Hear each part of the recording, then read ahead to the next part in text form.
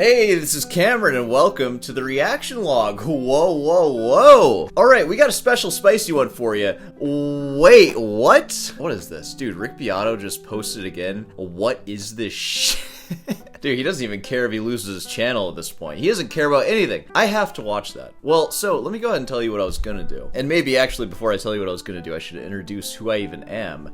I am a classical guitarist here on YouTube. I'm not the classical guitarist here on YouTube, because that would be Brandon freaking Aker, of course. And I said in my last stage fright video, because, like, I'm a classical guitarist here on YouTube, and what does it mean to be a classical guitarist? It means sometimes that you get scared. You get scared when you're trying to play your music, and your hands shake, and you get all clammed up, and you just turn into a little sniffling baby. That's a very common thing in classical guitar. And I reviewed some stage fright videos, and Brandon Aker, who, like, has a video that is exactly tailored for someone like me and you, has a video on stage fright, so I was gonna review that, but then I saw on the sidebar, Rick Beato said the S word in a video. The New York Times greatest songwriters list is an absolute disaster. I'm sorry, Brandon, I don't mean to disrespect you, because you are one of the heavy hitters in the Sore Hands universe, and let me show you what I mean by that. If you search by popular, Brandon, you're number 3, dog.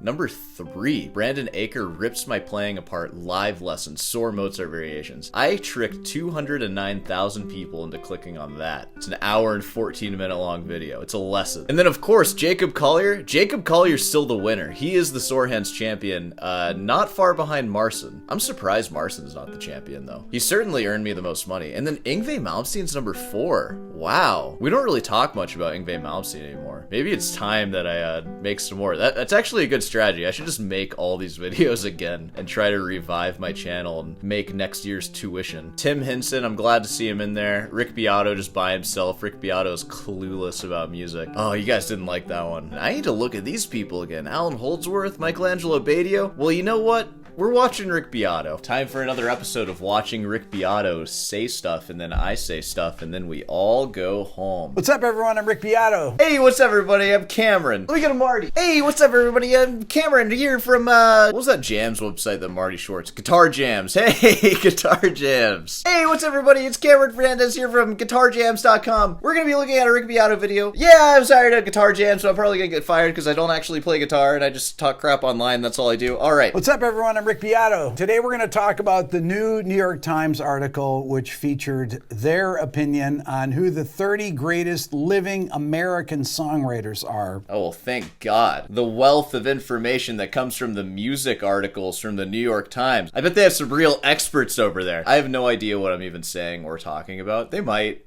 I don't know. You know what? Let me freaking look up this article on the side. All right, we have this guy. Who is that? I don't know who that is. Oh, that's Jay-Z. All right, Jay-Z, one of the greatest. Compared to me, Jay-Z is lazy.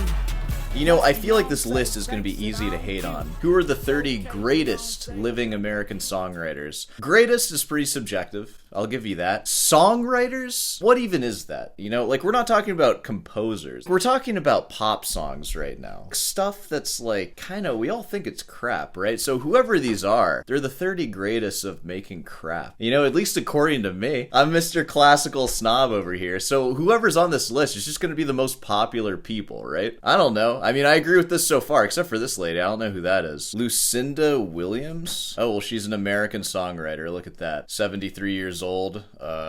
Rick Beato old joke. All right. So, I don't know. We're talking about songwriters of popular music. Like, none of them are going to be that good, right? Anyways, you know what? Let's not prejudge. We're only 11 seconds in. You can imagine I have my own opinions on this. Yeah, dude. Rick has his opinions. I don't, but I'll listen to your opinion and then I'll make an opinion in the moment. That'll be the opinion that I die for. As I'm sure all of you do. Let me start out with who the people are on the list before we even begin to talk about how they came up with the list. We're going to look at what they got and we're going to check their work, all right? With Nile Rodgers, Lucinda Williams, then you have Stevie Wonder. Dude, Stevie Wonder, heck yeah, he deserves to be on there. I'll get down with some Stevie Wonder. Jay-Z, Paul Simon, of course, Taylor Swift, Brian. Of course, Taylor Swift right under Paul Simon. I think one better than Paul Simon, in fact. And Eddie Holland. That'd be like Holland Dozier Holland from the Motown fame. Yeah, Holland Oates, I believe that's where they're from. Right. Then we have Missy Elliott, Dolly Parton, Makes sense. Young Thug. Then you have 3 country writers. Hey, they get 3 in 1 right here. Fair enough. Just one of them could not hold a candle to this list. If you combine them into some sort of Power Ranger arrangement where they all like stand together and become one, they're on the list. Josh Osborne, Brandy Clark, and Shane McAnally. Then we have Fiona Apple. I'm a fan of the Fruit Apples. I don't know if she has anything to do with that. Was that her project that she worked on? She deserves to be on here. Stephen Merritt, Romeo Santos. Some of you are like, I don't even know who these people are. Yeah, dude, they paid. Carole King, yeah! King? I watched the Carole King musical live at a theater that I'm not going to say. It was really good. Really gave me appreciation for Carole King. Don't know any of her songs. Carole King is Outcast. Hey, they wrote some bangers, I'm pretty sure. Hold on, let me look up the Outcast. Again, Outcast is not a man per se, but a group of men. Or they're a duo, a hip-hop duo, in fact. Why did the Outcast break up? Oh no, drama alert! Outcast did not have a dramatic sudden breakup, but rather faded away due to creative differences, burnout, and the evolving personal priorities. Hey, well, you know, this just in. Frickin' whatever. Alright, what are the Outcast hits? Dude, the writers of Hey Ya, come on, of course they have to be on that list. Mrs. Jackson, Hey Ya Again, Bob. Of course they're on that list, Rick. What do you have to say about that? That's the first one that's really a group that's an artist, but 2 people that are both songwriters. Yeah, I said that too, Rick. I also said that about the country singers that were just like 3 in a row. Unless they counted them as 3. They just put them right next to each other because I guess they were of the exact same quality, so they deserve to be right next to each other. Willie Nelson, Kendrick Lamar. Willie Nelson, first nylon string player on this list, so that's good. Yep, that's a nylon. He even has the black strings on it. Willie Nelson, you might want to look at your Raschiato technique if your guitar's looking like that. Also, don't let people write on your guitar, you know? Don't do that. That sounds like I'm directly calling out John Crossley. Check out his practice stream if you haven't seen it. I'm not, I'm just joking. Hey, you can get a replica of Willie Nelson's disgusting destroyed guitar too, and the headstock looks just completely wrong. Look at that. Wow. Dude, I bet that guitar sounds awful. Listen, you guys have seen me react to Rick Beato so many times that I have to do other stuff just to keep this interesting. It's a 1969 Martin N20 nylon string. I actually went to an antique store like about a year ago and I saw a Martin from, I don't know when, but it was between like 1960 and 1975 or something like that. Nylon string with the raised neck. I think I showed it on Sore Hands. Does anybody remember that? But I told one of my former students who I've actually had on the show, Barry, about it, and we picked it up. It was like $1,000, and that was pretty cool. Yeah, I liked that guitar. If Barry hadn't have wanted it and I didn't have a nicer classical guitar at the time, I probably would have picked that thing up. It was pretty good. How much is one of those? 15,000? What is it, a freaking Smallman? We're talking about a Martin here, not a Blackwell. Why doesn't it look destroyed though? It's supposed to look horrible. All right, let's keep going. Valerie Simpson, Bob Dylan, of course. Yeah, Bob Dylan. Why not? He has a guitar. All their guitars are like colored out though. Lana Del Rey, The Dream, Jimmy Jam, and Terry Lewis. That's 2 people again. Two in one. This list is actually the top 34 songwriters. Sense. Bad Bunny, Bruce Springsteen. Bad Bunny. I haven't heard nothing from Bad Bunny except for the Super Bowl halftime show. I haven't even watched that show, man. That's how freaking uncultured I am. Bruce Springsteen. Let's look up Bad Bunny. Let's do some research into Bad Bunny. Puerto Rican rapper and actor. Not a songwriter, apparently. Just a rapper and actor. But you know what? He's so freaking good, he gets that songwriter title anyways. Are Bad Bunny and Kendall Jenner back together? Oh no, they separated again in September of 2024. No. As of 2026, Bad Bunny and Kendall Jenner are not believed to be together. No! No! Wait, what? Hold on a second. He is a one-time WWE 24/7 champion and has wrestled at the 2022 Royal Rumble. Dude, all right, I take back what I said about Bad Bunny. He's awesome. He's the man. We need to know more about his wrestling career. Are you kidding me? He's a wrestler and then he became like a hyper-successful pop rapper. Dude, endangered species advocacy. He's done like advocacy, philanthropy. Oh my god, dude. This guy's like freaking everything. Professional wrestling in 2021. Bad Bunny began making appearances in WWE. What was his wrestling name? Was it Bad Bunny? He performed Booker T along the former wrestler of the same name. There he is, dude. He became a recurring figure in WWE's weekly television program, Monday Night Raw. Did he fight, though? Okay, yeah, so he actually had the championship for 28 days before finally getting it taken away again. Of course, it's all, like, scripted and stuff. It's wrestling, but that's pretty freaking awesome, dude. Hey, WWE, if you want sore hands to come wrestle wrestle and get your championship for like a month, I'll do it. I'll risk the brain damage and the injury. Just because that's awesome. I want you to choreograph me throwing some giant dude out of the ring. Whoa, I'm still wearing this hat. I'm just going to wear it the whole time. Those are the people that are on the list. Some of you are making mental notes of who's not on the list. No, Rick, I'm not. I'm just mindlessly watching this video and just drooling on myself. Don't worry.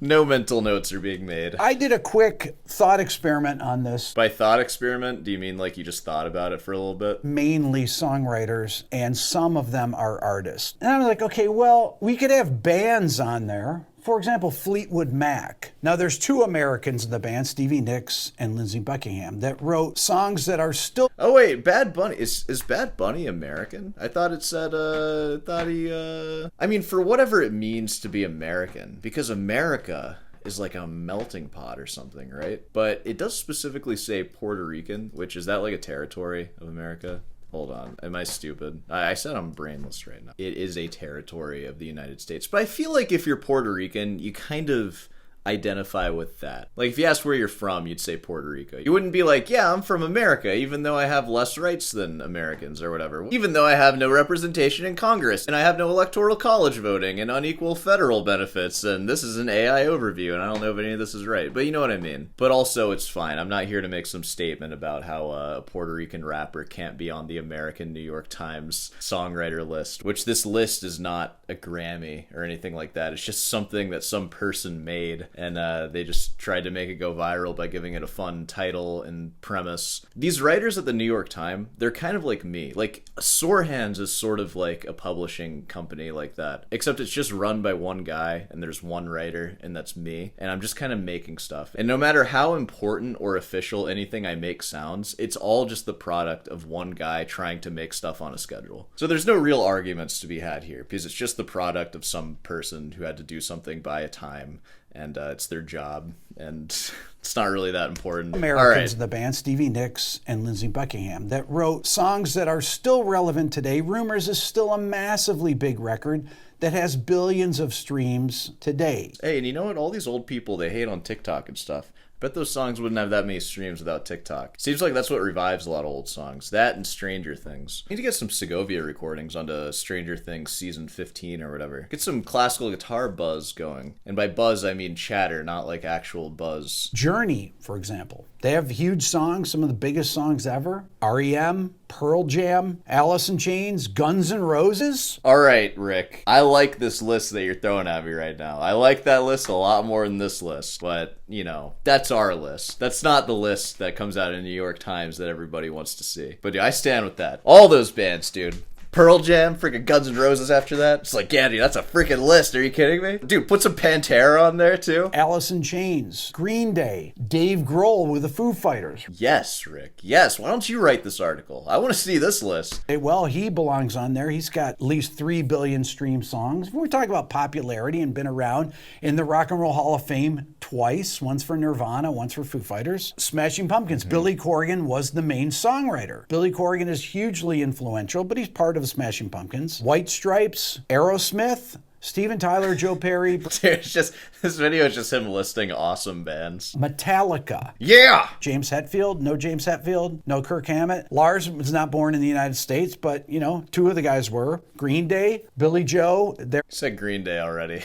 And Green Day, aren't they Irish? Green Day. East Bay Area, California. Whoops, never mind. I thought they were Irish. Huh. Are they not? Wait, they're an American rock band. Shoot, dude, I'm an idiot. Why are they called Green Day then? I really thought... Oh, Green Day refers to California slang for spending a whole day smoking illicit substances that are illegal in some places now. Isn't that funny? That's what the green is referring to. And we're actually going to move on to people that are actual songwriters, some of which are in bands. You'll see kind of my distinction here, because some of these people had solo careers. Okay, so we're just going to go through Rick's list. I bet this list is going to be banging too. People that were excluded. Some of which I've interviewed. Yeah, and they sent me money to say this. John Fogerty. John Fogerty? Who is that? John Fogerty? Don't give me that in our list, Rick. CCR in the Rock and Roll Hall of Fame, even though they were putting out records in the 1960s, they are still relevant because they have songs with billions. So I guess we have to ask, is this list for the greatest songwriters of all time? Okay, so it's the greatest living American songwriters. And who'd you say? John Fogerty. Dude, is he alive still? I have a feeling that, is this like an oversight? Dude, born in 1945. He should have been on that list if he's still alive. This might be his last chance to be on that list of living American songwriters. Dude, he's writing songs about the Vietnam War. Like, of course he was, right? Those are his most famous songs. Dude, he's been around. I bet he has some wisdom to drop, man. Oh my God. I'd love to go to a dinner party with this guy, which is something that I do quite often. I like going to dinner parties. Dude, this guy had a freaking life. After Fogerty's active duty Army Reserve service ended, he was in the Army Reserves. This is a lifetime right here. This guy had a life, a real life. His career from 72 to 85, from 85 to 97. God dang, dude. Rick, you're right. This guy should be on the list. He's awesome. All right, next. Jimmy Webb, who I also interviewed. Who's Jimmy Webb? Oh, you interviewed him. How much money did he send you? Let me look up Jimmy Webb. What did Jimmy Webb even do? You guys get on to me about using Wikipedia too much. You want me to use the AI overview? Because it's just taken from Wikipedia anyways. 1946. All right, Rick, you seem a little biased towards the older persuasion. Like these older people who are still somehow alive, who like wrote hits. Dude, seeing this like early success, 65 to 69, 4 good years from Jimmy Webb. Motown Records. He did a Merry Christmas album. That's awesome. He worked with the Supremes. Heck yeah. See, I think these people that you're going to show, they've gotten too much recognition. Their careers are so robust and their influence is so obvious that like just including them on the list is just ridiculous at a point. You got to throw carrot to Bad Bunny, you know? You got to give him something. Like even though his career is quite robust too, like freaking WWE champion. I'd like to see this guy in the ring. That's all I'm saying. Singer-songwriter. He did that for 12 years. 12 years of singer-songwriter. Have you been singer-songwriting for 12 years? Maybe you should keep at it then, you know? Like, people always say that life is short, but seeing these people's careers just laid out and knowing, like, I know this doesn't count as, like, a career, but I do sore hands, and this is kind of, I'm in the sore hands phase of my life right now. If I were to have a Wikipedia article written about me when I am an old fart, which don't worry for everyone listening, I won't, because I'm not that important and I'm not going to be that successful. But if I did, it would say for me like early career, went to school from like 18 to 22, so that's 4 years, and then right now we're in year 2.5 of sore hands. These people's things, we're talking like 10-year spans for like large scale projects, and it's like consecutive, chronological, like 12-year before that, like 2.5 years into sore hands, man. And it feels like it's been forever. Life is long. It feels long sometimes. It's only been 2.5 years of sore hands. 1993 to present as a solo artist. So if you want to do something with your life, you got like, I know life is short and it might seem like there's not a lot of time, but there is time. These things can drag on for years and years, but just get started on it. Enter the phase that you want to be in. Enter your singer-songwriter phase. Enter your classical guitar phase, and it might span 12 years. In fact, it should span 12 years if you haven't been playing classical guitar, because guess what? Roll the clip. A rock and roll guitarist can be turned out in 12 hours flat. The classical player must devote at least 12 solid years to patient study. You pays your money, and you takes your pick. Yeah, that's right. And that's real, too. I've been playing classical guitar for 9 years, and I have 3 more years until I'm professional, so there we go. He wrote songs like, let me think, Wichita Lineman. I've never heard that in my life. I think Bob Dylan was the one that said it was the greatest song ever written. It's been covered many times. He wrote Galveston. He wrote By the Time I Get to Phoenix. He wrote McCartney. Dude, what are these? These sound like jazz standards from like 100 years ago. I don't know what these sound like. To me, Wichita Lineman, he should be included for that. Okay, Donald Fagen and Walter Becker wrote some of the most innovative songs with Steely Dan that have ever been written and that will never be written again. And nor should they, because it's Steely Dan. I'm just kidding. We're just going to talk about stuff that Rick likes. Tom Waits. Tom Waits was... Hey, wait to get on this list. You're never going to get there. Apparently, he doesn't reach the level of Bad Bunny. Dude, the Bad Bunny hate. Let's get that hate in there, dude. Yeah, that New York Times list that was made by just somebody in a time crunch, and they probably just ran it through Gemini or something. Like, hey, make me a list of the top 30 artists that are relevant today, and make it so it's not a bunch of old people that all the kids have never heard of, even though they've probably heard the music. Make it something that kids know the names of the people of, not necessarily their music. And then Gemini or ChatGPT spit out that list. And that's what we're looking at and arguing about. That list wasn't made for you because you're an old man. And I say that with love. I'm getting old too. I'm not getting any younger. And I feel my age. I feel my bones aging. So this world is not ours anymore. It's not yours either. If you're watching me, it's probably not for you. Because let's be honest, you ain't a kid anymore either, all right? You're getting up there. And then we have people like Eminem. Yeah, Eminem. Massively popular and influential songs. Real Slim Shady on his Spotify is checked. Nice, dude. He's not obviously popular enough nor important enough to be on this list. But Bad Bunny is. Bad Bunny can be on that list. Hey, what can I say? Eminem is old hat, guys. That's like a name you hear your older brother talking about. And now he's like 45. He's an old guy. He's Unk, okay? Eminem is for Unk. Bad Bunny is for us kids. Us kids like you and me. It's funny. I make jokes like that. I know a lot of you are older and like dads and in your 40s to 60s, and you look at me as probably like a super young man. So when you hear me talking like I'm old, it probably pisses you off a little bit. It's all perspective though. I don't know. I used to feel young. I think I talked about this recently, but going to grad school especially, it's like, oof.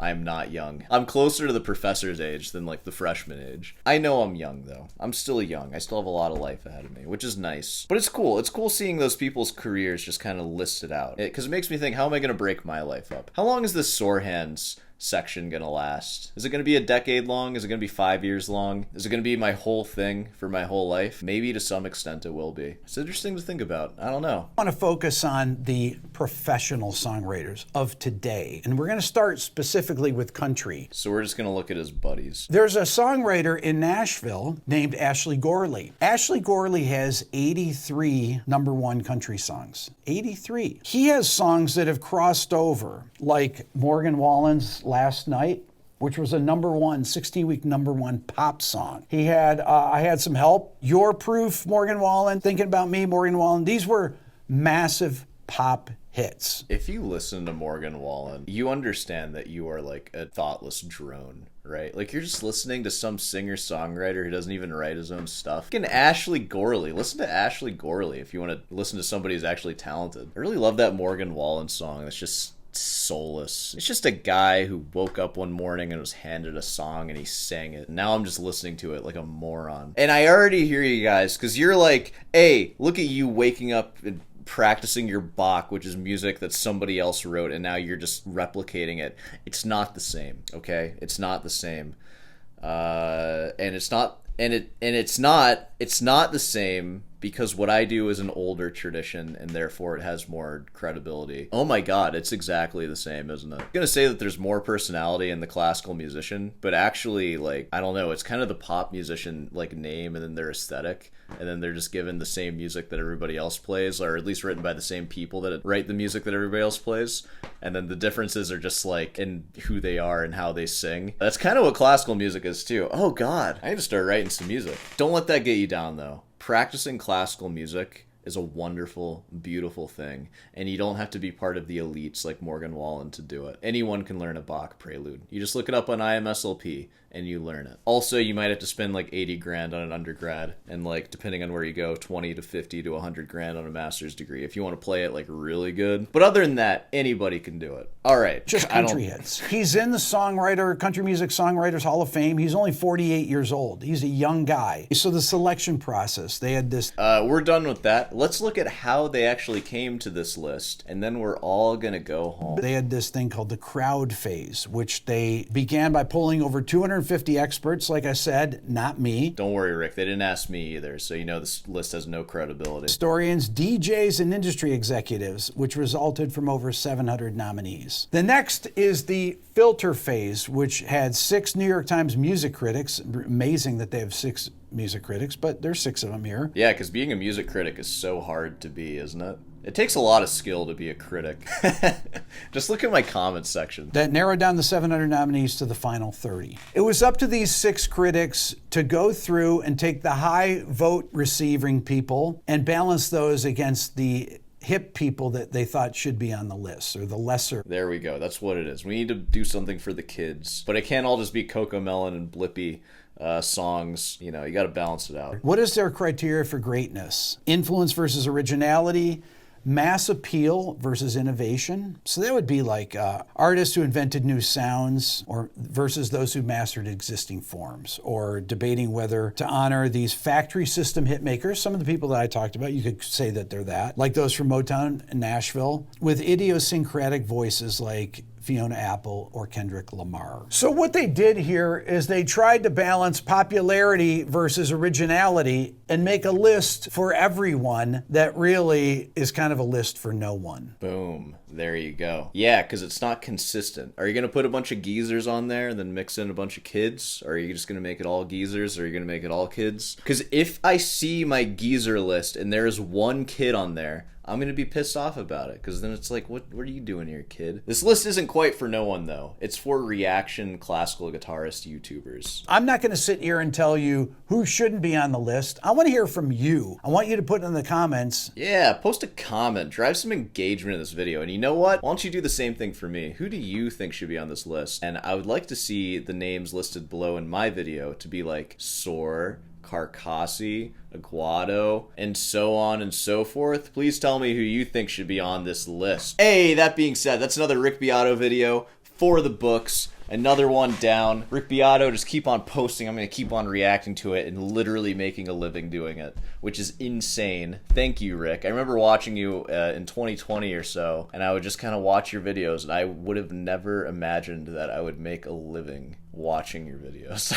It's crazy, dude. But here I am, and thank you, Rick. I appreciate it. And thank you for your input on the top 30 list. It was pretty close to what I thought it would be, and hopefully my input was pretty close to what you thought it would be. Hey, next time I'm going to react to that Brandon Aker stage fright video, because that's the other aspect of our lives, right? We're trying to get better at performing and be better musicians and classical guitarists. It's fun to yell at the clouds every once in a while, though. And by every once in a while, I mean every other day, just about. Hey, that being said, let's go ahead and wrap this up here. Of course, if you made it this far, be sure to subscribe and leave a like. I've talked enough about it, but I have a recital class coming out. So if you're interested in doing what I said, learning how to perform better and hanging out with other classical musicians and hearing them perform, just keep an ear out for that. It's going to be going on all summer, and if you kind of zone out from Sore Hands and come back in a month, you'll definitely see it by then. I'll make it obvious. It'll be in my descriptions and all that. Of course, Rootin's Delight, if you want to buy some merch, that's available for you. And yeah, I think that's it. Thanks for stopping by. This has been a fun one. I think it has. I've at least had fun making it, so hopefully it's fun to watch. I hope you've been practicing this whole time. Keep practicing guitar. Okay, I'm gonna stop rambling now. I'll see you in the next one.